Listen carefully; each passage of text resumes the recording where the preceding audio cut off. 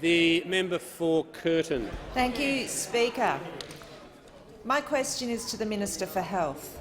Will the minister outline to the House how the Morrison government is, in cooperation with the states and territories, responding to the outbreak of the coronavirus, and particularly how it's focusing on protecting the elderly within our communities? Great question.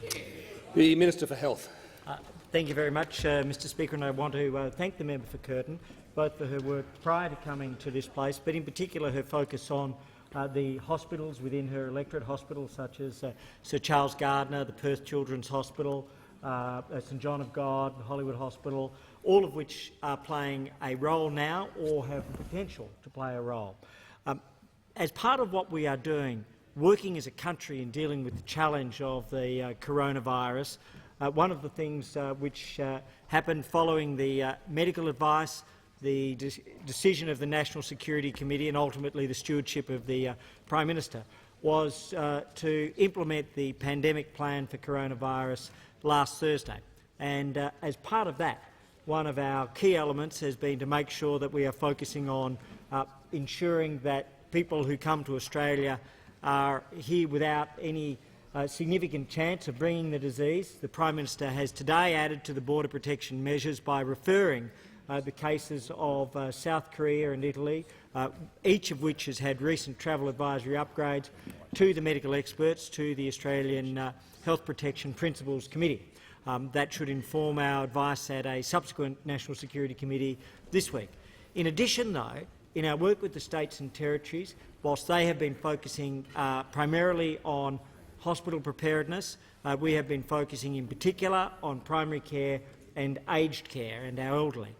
Whilst our children, as I mentioned earlier, are far less likely to contract and in particular to suffer from a severe form of coronavirus, our elderly are much more vulnerable, and that is a global trend and a global challenge.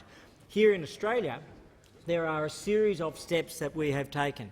Firstly, very early on, we've provided significant information to the aged care sector as early as the 7th of February, again on the 26th of February, but throughout there's been constant liaison with that sector. At the moment, we are working with the sector, and there are further meetings throughout the course of the week to develop a specific aged care preparedness plan.